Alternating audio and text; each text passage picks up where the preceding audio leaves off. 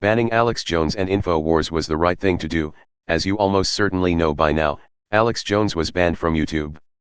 The reason given is that he was violating YouTube's community guidelines. Since then, countless YouTubers have uploaded videos to complain about this. Many of them have taken to delusion and flawed reasoning, despite normally being the voice of reason.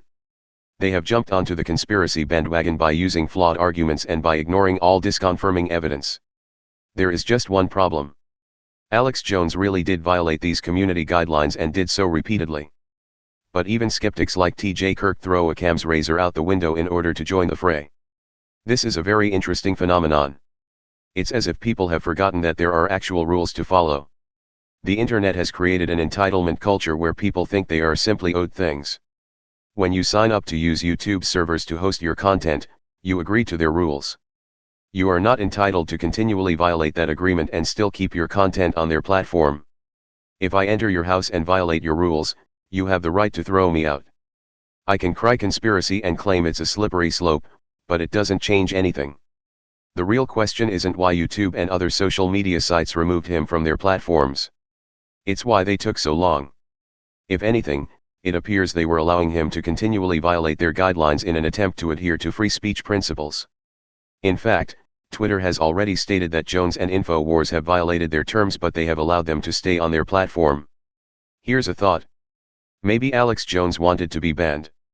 Maybe he continually straddled the line between violating the community guidelines but not necessarily breaking the law, so he could be banned and then push his self-fulfilling prophecy about the globalists looking to take him down. He pushed YouTube to the brink. Many of you seem to think it's ironic that his app downloads have only skyrocketed. That they tried to shut him down, but haha, his apps are being downloaded even more now. Well, maybe that's because they aren't trying to shut him down. They just don't want him using their servers for his hateful nonsense. If Google and Apple wanted to shut him down, they probably would have also removed his apps from their app stores, but they didn't. These apps simply act as a conduit to his content, they don't actually host it.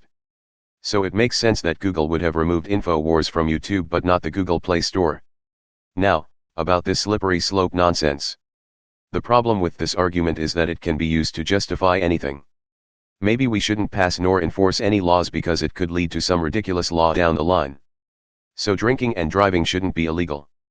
After all, what's to stop them from making it illegal to drive while tired? Do you see how ridiculous this is? Another reason the slippery slope argument is nonsense is because this isn't the first time YouTube has deleted a channel for violating their community guidelines. It's just the first time it happened to someone who's famous for his conspiracy theories and has a following of people who actually believe them. It also helps that he's politically aligned to the right, because the right jumps on every chance to feel prosecuted. Also important to note is that the slippery slope argument can be used to argue the opposite. What sort of precedent does it set if Alex Jones and InfoWars can continue to violate these guidelines without getting banned? Doesn't this set a precedent that shows that large channels can get away with violating the rules repeatedly in a way that smaller channels can't? The message would be clear. If you're a large brand with a large following that can make a lot of noise, you won't be subjected to the same rules as the common folk. Yes, it is true that phrases like hate speech can be interpreted different ways, but it doesn't follow that there aren't clear instances of such. A large pond may be difficult to distinguish from a small lake, but in most instances we can clearly refer to a body of fresh water as one or the other. Alex Jones really did single out people. He really did talk about shooting specific people. To reiterate, he is not the first channel to go down like this. Furthermore, his call-outs eventually led to death threats to mass shooting victim family members.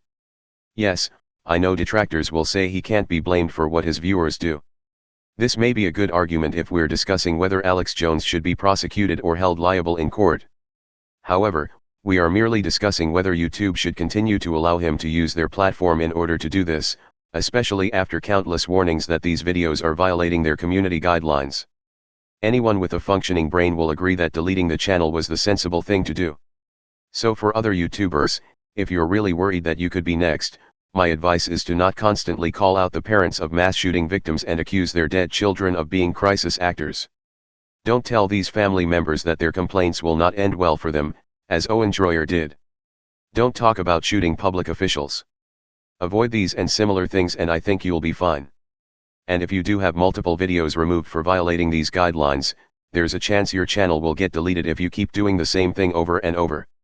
So no, this is not about banning views you don't like as some have strawmanned the situation.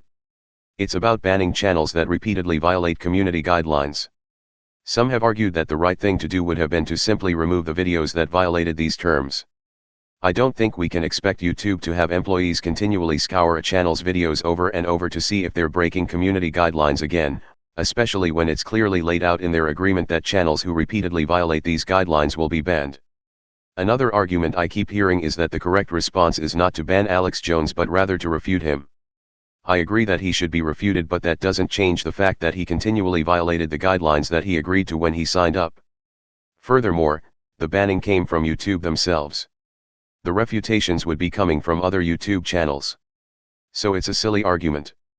If other YouTubers want to refute Alex Jones, then that's great, and that's on them. YouTube still has their guidelines and perhaps even some responsibility to not host content that's singling people out.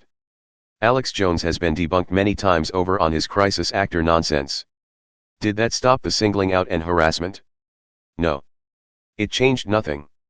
And in fact, the people who most vehemently believe Alex Jones are unlikely to ever watch these refutations, and if they do, they'll be so tangled up in confirmation bias that it won't make a dent in their views. They'll just write it off as globalist propaganda. Many right-wingers are trying to pretend this is a right-wing issue.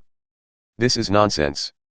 This is related to the ongoing issue YouTube is having with advertisers not wanting their ads on certain videos. As a result, ads have been removed from certain videos. Right-wingers keep claiming that it's anti-right-wing, but it's happening to left-wingers as well. David Pakman, Sam Seder, Secular Talk, and Liberal Viewer have all dealt with this issue, and in the case of Pakman, it almost wrecked his business. Were he like Alex Jones, he would have started a conspiracy that YouTube had it out for the left. The same goes with videos not showing up in safe mode. This is happening to the left as well. But due to their persecution complex, it's right-wingers who complain about this and claim it's anti-conservative. This was a business decision on the part of Google and others. That's why it's ironic hearing the free market warriors complain. And as for the algorithm not being consistent, welcome to the world we business people have been dealing with forever. The same goofy, inconsistent, and seemingly unfair weighting has been happening for businesses all along. These companies are now applying it to controversial topics, and yes, there are some goofy inconsistencies. Listings and metrics are often displayed inconsistently. Welcome to my world. It can be frustrating, but it is not a globalist conspiracy. I will say that the ban does spark the debate over whether companies like YouTube and Facebook are so ubiquitous that they should be regarded as public utilities. At this point, our laws don't reflect this, especially after the FCC's recent decision. So as far as this particular case goes, the point is moot. Of course, if Alex Jones was for net neutrality, he might have a slight point. Now, I'll let you guess as to whether he supported net neutrality or if he railed against it and claimed it was part of the globalist agenda. And that is the beauty of the Alex Jones business model.